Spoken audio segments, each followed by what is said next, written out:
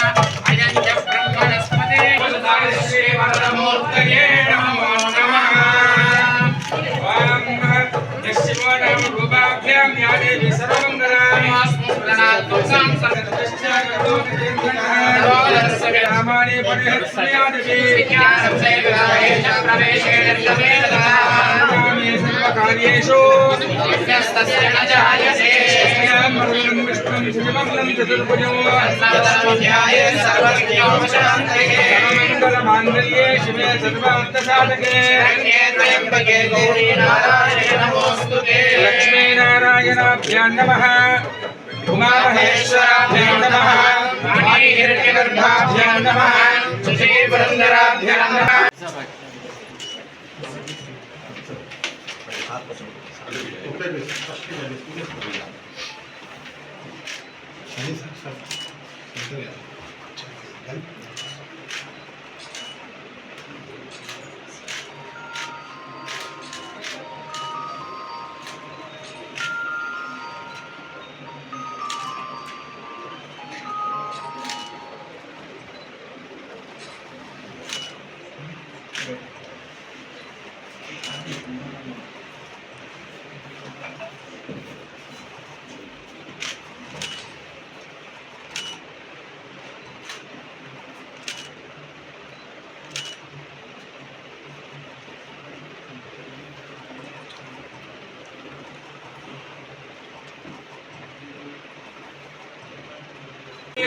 कार्यालय प्रारंभ मुहूर्त समये दीपाराधनं कृत्वा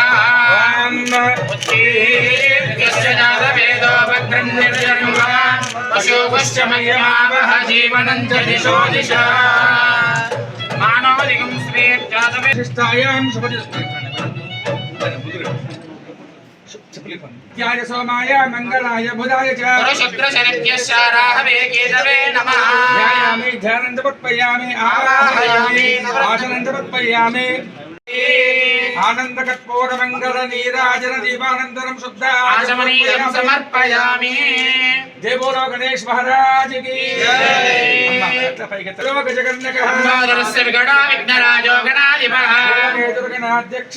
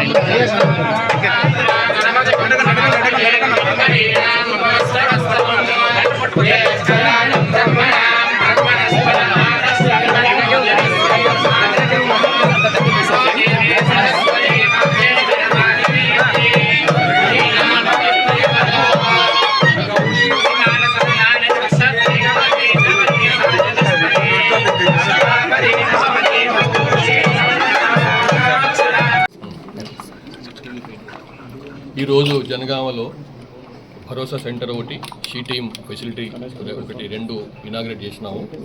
ఈ భరోసా సెంటర్ ఇది మొత్తం రాష్ట్ర మొత్తంలో 34వ భరోసా సెంటర్. దీని యొక్క మెయిన్ ఉద్దేశం ఏంటంటే ఈ విమెన్ సంబంధించినటువంటి గృహహింస సంబంధించిన ఇష్యూలు కానీ, చైల్డ్ హెరాస్మెంట్ అట్లాంటి సమస్యలు వచ్చినప్పుడు మామూలుగా విక్టిమ్స్ పోలీస్ స్టేషన్కి వచ్చి పూర్తిగా చెప్పలేని పరిస్థితి ఉంటుంది.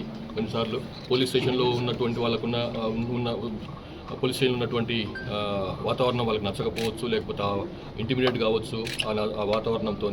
కాబట్టి వాళ్ళు మొత్తం ఉన్న వాస్తవాలు చెప్పకపోవచ్చు, చెప్పినా కానీ కొన్నిసార్లు మా వాళ్ళకి మీద అనుమానం ఉండొచ్చు, అంటే పోలీసు వాళ్ళ మీద.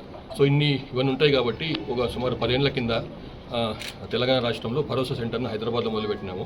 అట్లా అక్కడ ఏంటంటే పోలీసులు తక్కువ, బయట నుంచి ట్రైనింగ్ అయినటువంటి సైకాలజిస్టులు, లాయర్స్, తర్వాత సోషల్ యాక్టివిజం చేసిన వాళ్ళు ఇందులో సభ్యులుగా ఉంటారు. వాళ్ళకు వచ్చి ఈ విక్టిమ్స్ ఎవరైతే ఉన్నారో వాళ్ళు వచ్చి వాళ్ళకున్న సమస్యలు వాళ్ళు చెప్పుకుంటారు. యాక్చువల్గా వాళ్ళతోని గంటల తరబడి కూర్చొని వాళ్ళతోని వాళ్ళ భాషలో వాళ్ళకి అవసరమైనటువంటి విధంగా వాళ్ళతో మాట్లాడి వాళ్ళ సమస్యలన్నీ వాళ్ళ యాక్చువల్గా గృహహింసలకు గురైనప్పుడు ఏం సమస్యలు ఉన్నాయి, వాళ్ళకు ఎట్లా వాళ్ళు ఫేస్ చేసిండ్రు, వాళ్ళు ఎట్లా బిహేవ్ చేసిండ్రు, వాళ్ళతో అవన్నీ బయట చెప్తారన్నమాట. సో ఆ విధంగా కేసు బుక్ అయిన తర్వాత వాళ్ళకి కేసు బుక్ అయినప్పటి నుంచి ఛార్జ్ షీట్ అయ్యేంత వరకు కూడా, అట్లాగే తర్వాత కోర్టులో ఛార్జ్ షీట్ అయిన తర్వాత కోర్టులో కేసు ట్రయల్కి వచ్చినప్పటి వరకు కూడా మొత్తం ఈ భరోసా సెంటర్ వాళ్ళు వెంబడి ఉండి ఆ కేసులు ముందుకు తీసుకుపోతారు.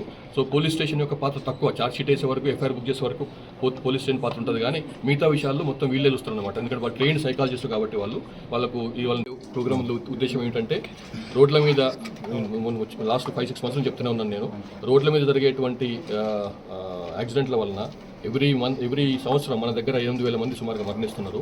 వేరాజ్ మర్డర్లలో మరణించే వాళ్ళు 800 మంది సుమారు కట్టిట్టు ఉంటే ఎక్కడ చనిపోయే వాళ్ళు 10 ఉన్నారు దానికి. అంటే ఎంత ఇంపార్టెంట్ సమస్యను మనం అర్థం చేసుకోవాలి. తర్వాత రోడ్ల కనెక్టివిటీ పెరిగింది, రోడ్డు బ్రహ్మాండంగా పెరిగినాయి, స్పీడ్ పెరిగింది. కానీ ఏంటంటే వాళ్ళకు డ్రైవ్ చేసే వాళ్ళకు బేసిక్ డ్రైవింగ్ టెక్నిక్స్ తెలియదన్నమాట. కాబట్టి మనం ఏదో ప్రతి సంవత్సరం కూడా మనం రోడ్ భద్రతా ఉత్సవాలు చేసుకుంటున్నాం. కానీ అవి ఏంటంటే రొటీన్ అయిపోయినాయి, అవి మెకానికల్గా మారిపోయినాయి. ఏదో ఒక ఊరేగింపు తీయటము, ఒక ర్యాలీ తీయటము, 2-3 బ్యానర్లు పట్టుకొని రోడ్డు భద్రత పాటించండి, నియమాలు పాటించండి అని చెప్పి చేయడం జరుగుతున్నది. అట్లా కాదు. ఇది ఒక కనెక్ట్ ఏర్పడాలి ఫ్యామిలీస్తోని, ప్రతి ఒక్కరితో కనెక్ట్ ఏర్పడాలి అనే ఉద్దేశంతో దానికి అలైవ్ అని చెప్పి ఒక నామకరణం చేసేసి, అంటే ఒక సెంటిమెంటల్, ఒక ఎమోషనల్ అటాచ్మెంట్ ఉండాలి ప్రజలకి. అట్లా చేసేసి దాన్ని ఉద్దేశం ఏంటంటే ప్రతి నెల లాస్ట్ వీక్ ఆఫ్ ప్రతి నెల, ఆఖరి వారం ప్రతి నెల దీన్ని టేకప్ చేసేసి ప్రతి ఊర్లో ప్రతి వ్యక్తి ఇందులో భాగస్వామి కావాలనే ఉద్దేశంతో మనం మొదలుపెట్టినాము. ఒకటి, రోడ్డు యాక్సిడెంట్ల సంఖ్య తగ్గించడం.